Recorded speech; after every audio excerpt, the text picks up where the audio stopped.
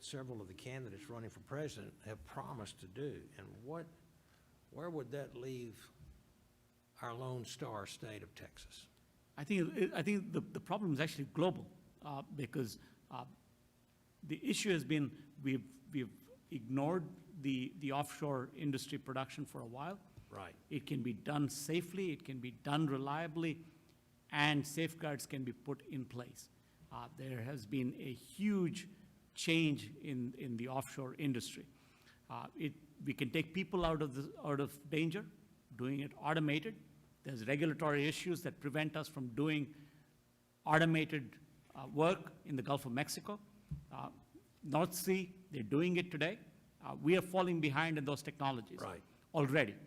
If we ban that, we will lose a huge source of hydrocarbon energy that we will continue to need, not only in the U.S., but also globally.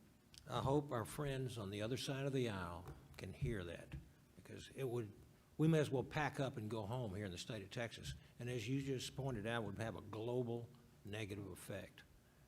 And a lot of the folks are now, someone mentioned a while ago, newly heating their homes.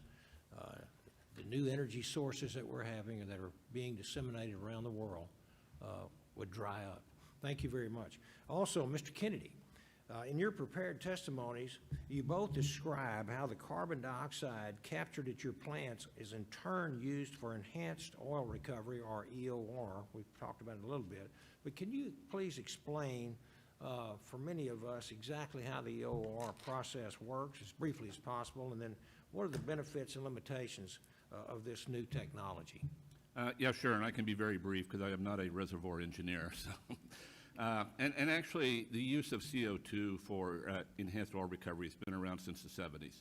In the Permian Basin, they use that. What's unique about our process is the source of the CO2, not the use of the CO2. So the CO2 is basically delivered at injection pressure and injected into the reservoir. At West Ranch, we use a strategy called WAGGing, which is water alternating gas. So they basically put water in, get pressure in the reservoir up, put CO2. CO2 basically uniquely interacts with the basically locked or blocked molecules of oil, loosens those up, and allows us to push them through with water for recovery. When you get the production fluids back, you basically separate the water, you re-inject it, you separate the gas, recompressurize it, and re-inject it, and then you have the oil available for market.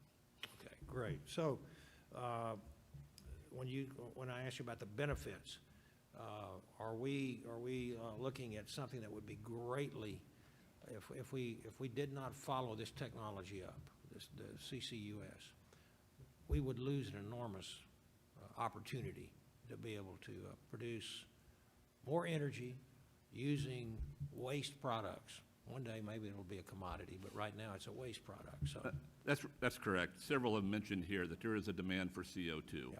And so to the extent that more CO2 supplies can be provided, it will help that process. Right. Certainly an advantage. That's for sure. I will yield back, Madam Chair. Thank you.